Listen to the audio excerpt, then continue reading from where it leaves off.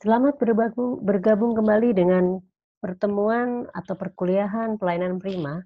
Hari ini kita sudah memasuki pertemuan keempat.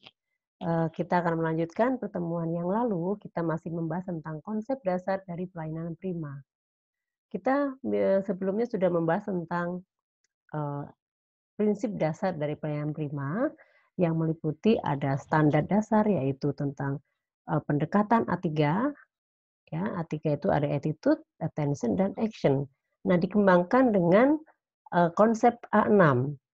Ya, dikembangkan ini biasanya untuk lebih ke arah pelayanan jasa, yaitu ability, attitude, appearance, attention, action, dan accountability.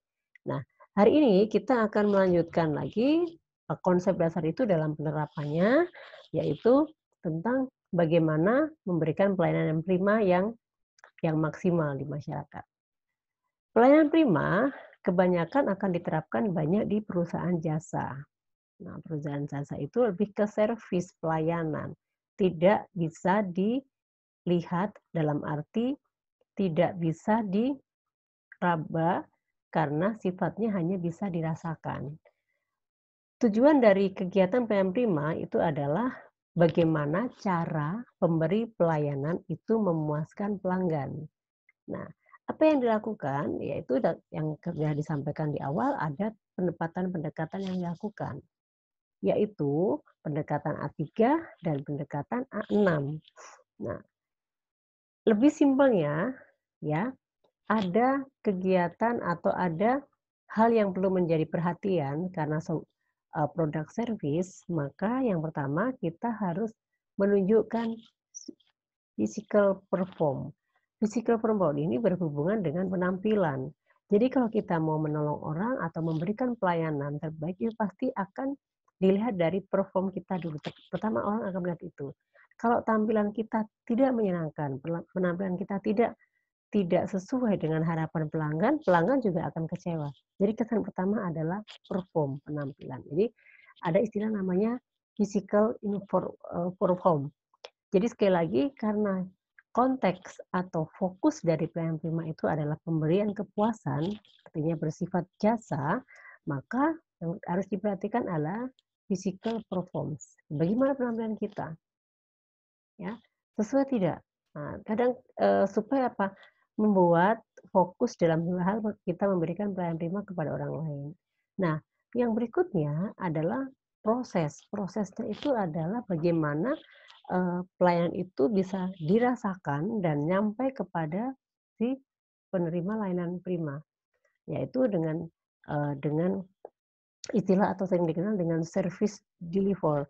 Jadi proses penyampaian atau proses tindakan pelayanan prima itu dari pemberi layanan ke penerima layanan. Dan pada saat kita memberikan layanan, itu harus memperhatikan kompetensi, kemampuan-kemampuan apa yang harus dimiliki, skill apa yang harus dimiliki, perform oke.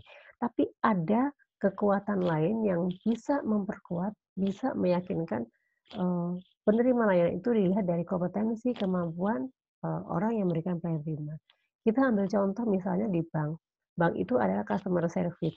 Pada saat kita datang ke bank, nah, kita mau menanyakan suatu produk, kita mau komplain, kita mau ada keluhan, ada misalnya kita ada kehilangan ATM dan sebagainya, orang yang kita temui adalah customer service. Namanya customer service, melayani pelanggan. Nah, pada saat kita komplain, mereka pasti memiliki penampilan yang enak dilihat.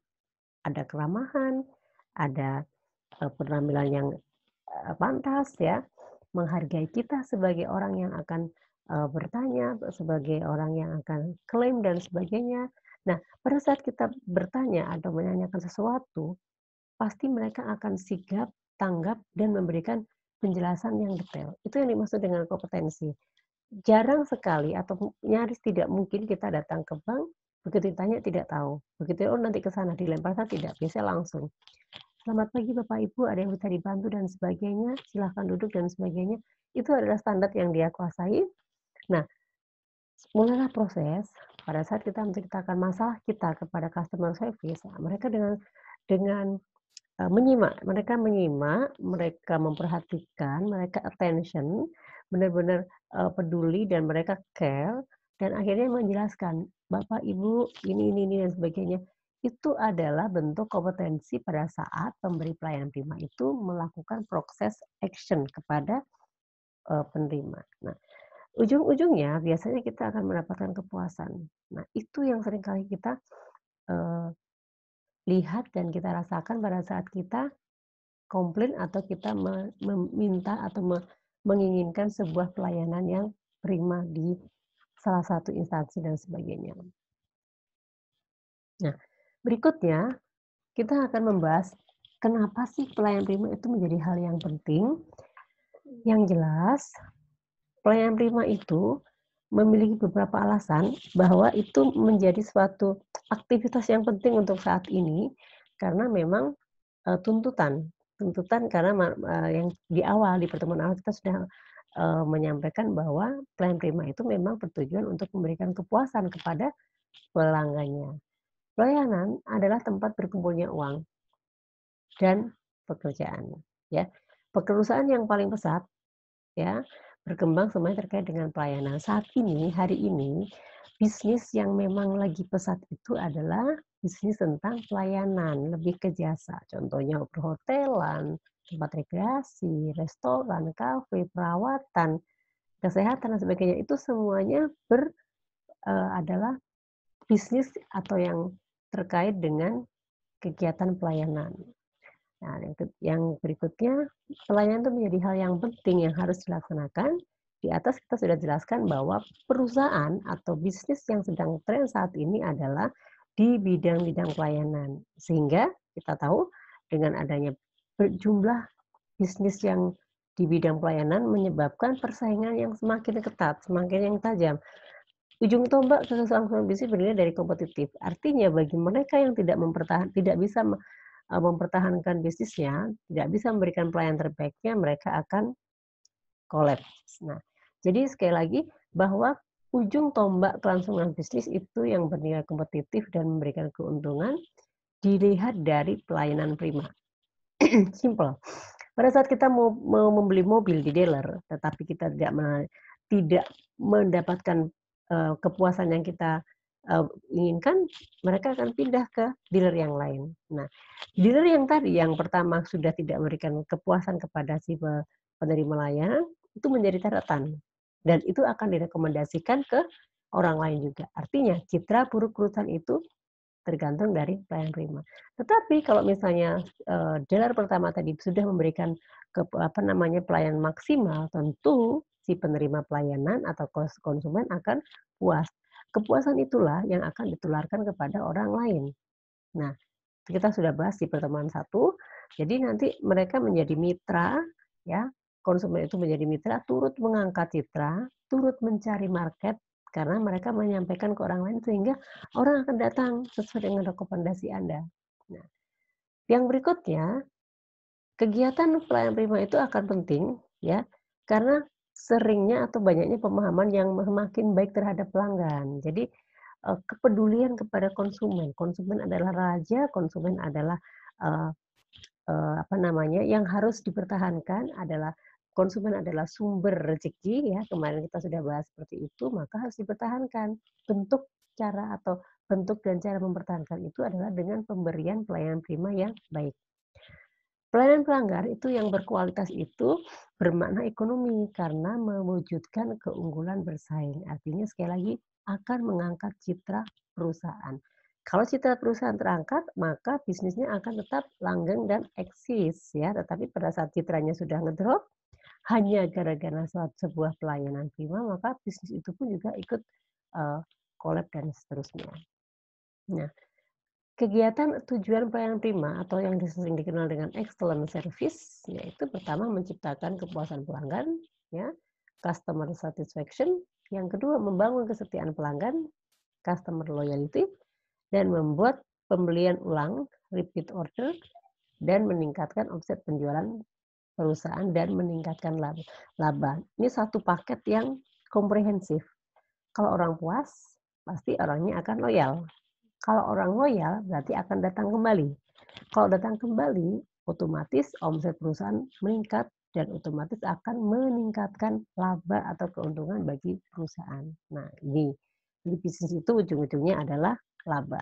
Nah, berikutnya saya akan menjelaskan tentang tujuan dan manfaat pelayanan prima. Tujuan utama pelayanan prima adalah memberikan pelayanan yang dapat memenuhi dan memuaskan pelanggan sesuai kebutuhan. Jadi pelayanan prima itu bertujuan memuaskan pelanggan sesuai dengan kebutuhan yang diinginkan. Nah, oleh karenanya perlu ada pemberdayaan masyarakat sebagai pelayanan terbaik. Berikutnya akan membangun dan menumbuhkan kembali kepercayaan masyarakat terhadap pemerintah. Nah, ini kita berbicara pelayanan publik berarti ya. Manfaat dari pelayanan prima, ya tadi sudah disinggung di awal. Kalau untuk pelayanan publik itu biasanya berhubungan dengan instansi pemerintahan, ya tentunya akan meningkatkan kualitas pelayanan kepada masyarakat. Yang berikutnya adalah sebagai acuan pengembangan penyusunan standar pelayanan dan acuan untuk pelayanan pelanggan dan stakeholder dalam kegiatan pelayanan. Why, when, with, who, where, dan how pelayanan masih dilakukan. Jadi ada 5 plus H. 5W dan H. Itu adalah prinsip dasar yang akan memberikan manfaat kepada pelayanan prima itu di pemerintahan atau instansi. Lanjut. Nah, di sini saya akan menjelaskan tentang triple win customer service. Apa itu triple win customer service? Triple itu 3, ya. Jadi kekuatan customer service itu ada 3. Yang pertama ada organisasi. Ya, pelayanan prima itu tidak bisa berjalan sendiri, harus ada organisasi yang menaungi. Yang berikutnya kita jadi ada 3 ada 3 lingkaran triple win itu artinya ada organisasi pemberi layanan ya, organisasi itu artinya ya pemberi layanan atau instansi atau perusahaan atau bisnis yang memberikan layanan. Nah, di sini ada pelanggan, konsumen, ya kan, pelanggan Anda. Jadi kita punya ke perusahaan atau organisasi itu memiliki pelanggan. Nah, pelanggan ini bagaimana caranya dua-duanya terpenuhi. Pihak organisasi mendapatkan atau terangkat citranya dan otomatis ya ujungnya adalah profit, tetapi pelanggan juga dapat menerima layanan dan kepuasan seperti harapannya. Nah, itu namanya triple customer ini. Nah, itu perlu kolaborasi, perlu keseimbangan, perlu balance sehingga semuanya akan terpenuhi. Sisi organisasi mereka terangkat, sisi konsumen pasti terpuaskan. Nah, jadi ini adalah suatu siklus, semuanya akan mendapatkan manfaat dan keuntungan. Atau yang sering disebut dengan benefit dari customer service atau pelayanan. Lanjut, seperti yang sudah saya jelaskan di minggu yang lalu, bahwa jenis pelanggan itu dibedakan 2, ada internal customer dan external customer. Internal customer itu adalah semua atau seluruh orang yang ada dalam organisasi itu. Jadi karyawan, rekan kerja, atasan kita, bawahan kita itu adalah internal customer. Ada hubungan mutualisme antara bidang-bidang yang tadi, nah itu saling terkait. Sehingga bahwa pelayanan itu tidak cukup untuk keluar, artinya tidak hanya pencitraan untuk orang luar atau external customer, tapi di dalamnya sama. Pada saat kita tidak bisa bekerja sama dengan orang, orang lain juga akhirnya akan menilai Anda bahwa ini tidak bisa memberikan kepuasan atau tidak bisa membantu. Nah, itu yang harus kita perhatikan. Sebelum kita keluar, kita juga harus mengimplementasikan di internal secara dengan rekan kerja atau unit kerja. Nah, selanjutnya pelanggan external customer adalah semua orang yang yang berada di luar organisasi, benar-benar konsumen, masyarakat atau instansi atau pihak ketiga yang berhubungan dengan organisasi di mana kita bernaung. Nah, pelanggan internal itu siapa sih? Nah, ini ada 2, dibedakan lagi. Pelanggan internal itu pelanggan dari lingkungan organisasi meskipun beda unit. Nah, ini satu organisasi beda unit. Yang berikutnya, pelanggan internal itu adalah pelanggan dari instansi yang berbeda, asalkan pelanggan itu berasal dari instansi pemerintah, artinya sesama pemerintah. Ya, kalau misalnya, pemerintahan wali kota, Pemda itu berarti kan camat-camat. Nah, itu internalnya, eee, pemerintahan. Jadi kalau pemerintahan itu juga memiliki, anak-anak, apa ya, semacam anak perusahaan situ jadi tanggung jawabnya gini, kalau Pemda itu tanggung jawabnya adalah di kecamatan-kecamatan, kecamatan tanggung jawabnya adalah di kelurahan-kelurahan. Jadi kalau misalnya kelurahan, tanggung jawabnya ke RW-RW, RW tanggung jawabnya ke RT-RT, itu adalah unit kerja terkecil atau hierarkinya seperti itu. Artinya RT itu tidak bisa menyelesaikan segala sesuatu tanpa melalui RW. Nah, itu adalah customer-nya. Jadi makanya ada RW itu adalah mengelola atau harus mampu memberikan pelayanan ke setiap RT-nya.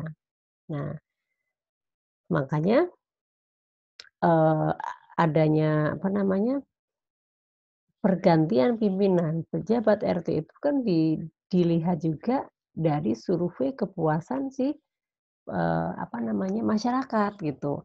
Jadi kalau misalnya di negara kita itu ada pergantian presiden dan presidennya ada yang bertahan, sampai misalnya contoh ya yang sekarang ini Indonesia memiliki Presiden Jokowi, dia diminta untuk bertahan ya karena masyarakat puas. Nah, tapi kalau misalnya tidak puas, mungkin beliau sudah kalah dan dimenangkan oleh yang lain. Tapi karena kepercayaan masyarakat masih tinggi, maka, Jokowi diangkat kembali sehingga, itu menunjukkan kepuasan dari masyarakat.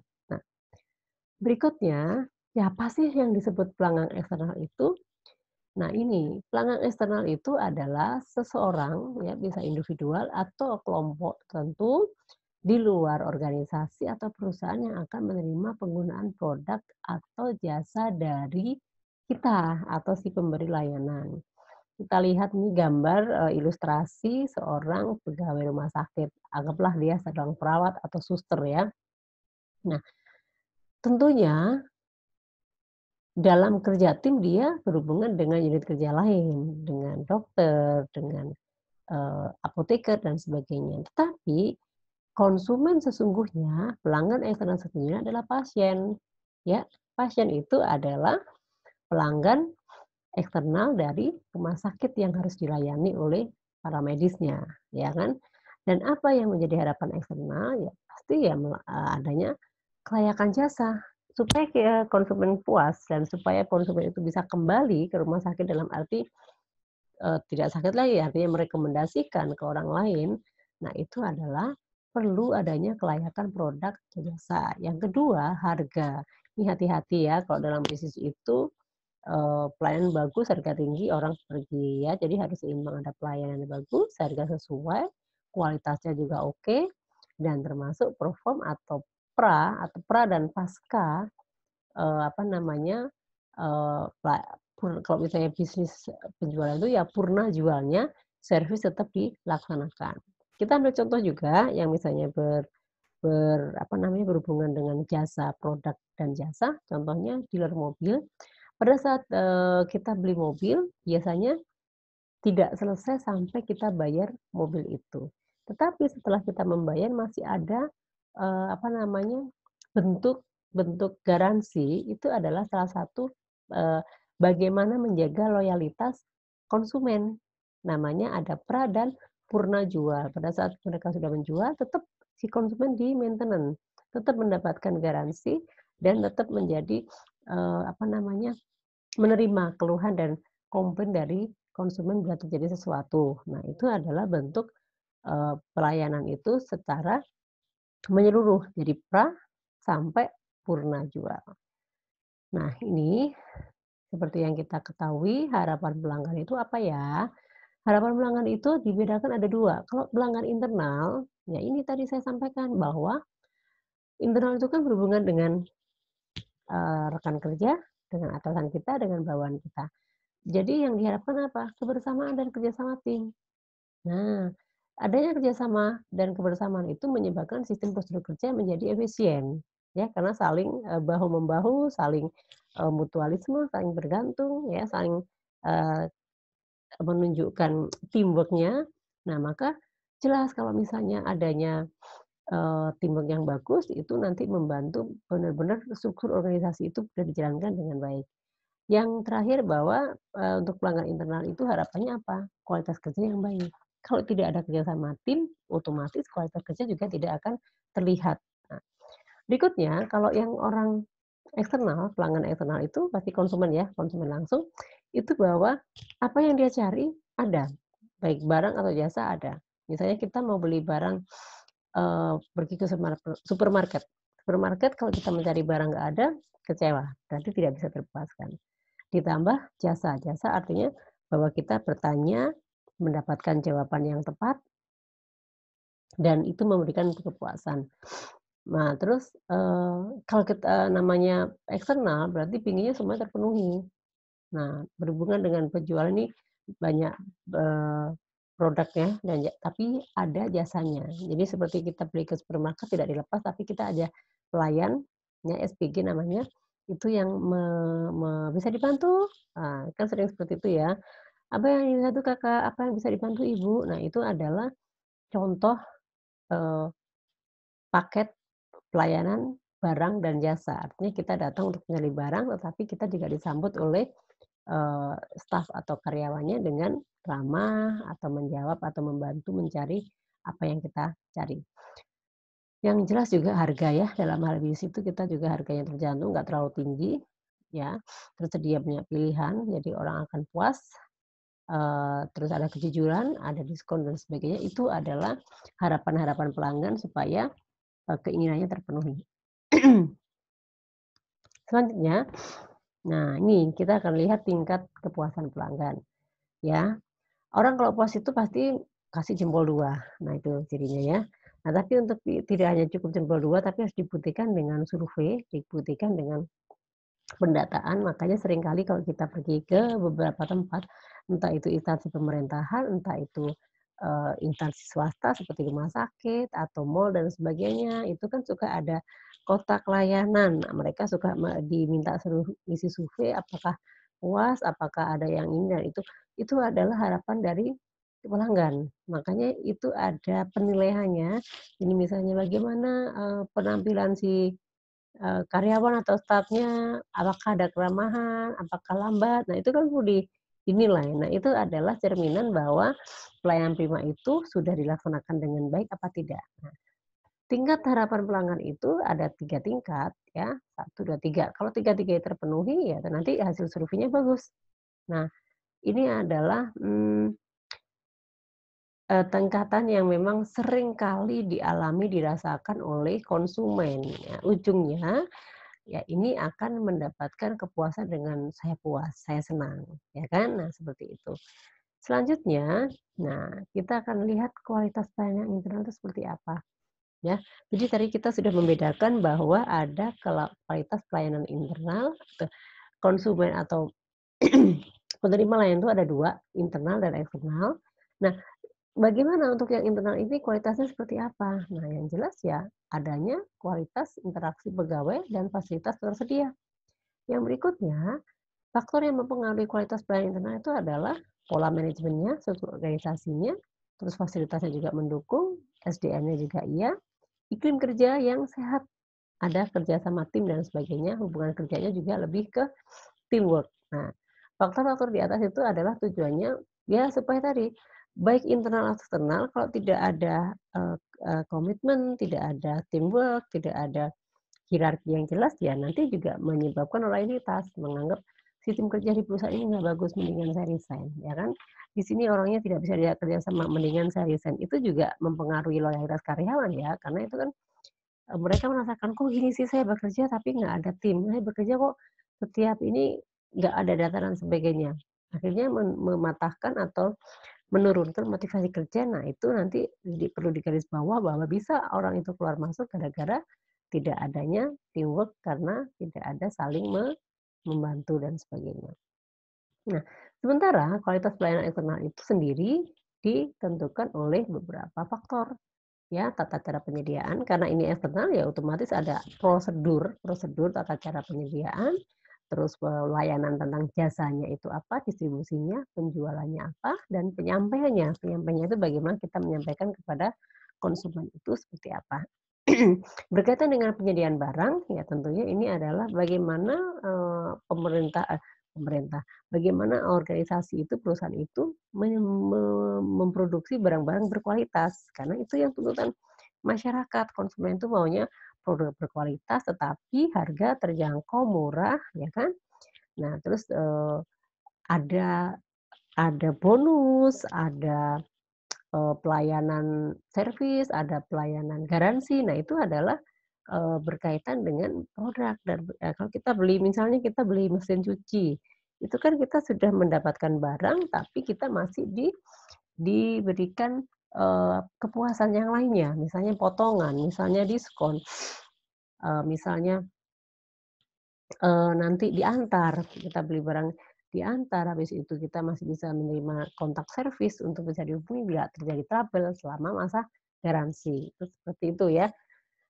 Nah, di sini ada evaluasi pelayanan. Jadi tadi saya sudah singgung tingkat kepuasan pelanggan itu ujungnya adalah menyangkut ke penilaian, apakah pelayanan itu sudah bagus, apakah, pelayanan itu sesuai ekspektasi, ataukah pelayanan itu tidak sesuai ekspektasi. Artinya apakah ekspektasinya atau penilaiannya itu kurang, atau standar, atau melampaui. Nah, itu ada 3 tingkatan di sini. Ini lebih ya, ini artinya ya biasa-biasa saja, dan ini melampaui, berarti udah bagus. Nah, itu yang tadi saya bilang akan disurvei, dan akan menentukan, ke depan seperti apa, perbaikan apa yang harus dilakukan oleh organisasi. Nah, ini demikianlah, para peserta perkuliahan, pertemuan kita hari ini. Nah, dari bahasan atau paparan yang tadi saya jelaskan, selanjutnya, kita akan mencoba mencari atau mempelajari tentang pelayanan prima yang sudah diimplementasikan di banyak perusahaan. Nah, ini tugas Anda hari ini adalah mencari artikel jurnal, silahkan cari di internet, bisa melalui Google. Anda mencari satu jurnal pelayanan prima, judul bebas dan tidak boleh sama. Nah, dari jurnal itu Anda diminta untuk membuat 1 sampai 2 ringkasan. Jadi Anda membaca, ya kan, pelayanan primanya seperti apa, dan jangan lupa untuk bisa dikerjakan dalam bentuk, ketikan di A4 dan disimpan dalam bentuk PDF. Nah, di-upload sesuai dengan due date yang sudah ditetapkan di e-kampus. Baik, dengan demikian saya harus akhiri perkuliahan ini dan kita kembali ke e-kampus untuk bisa melakukan atau mendownload materi dan juga untuk, melakukan atau pengupload tugas. Sampai bertemu di pertemuan berikutnya untuk bahasan dan topik lain yang masih berhubungan dengan pelayanan prima. Terima kasih.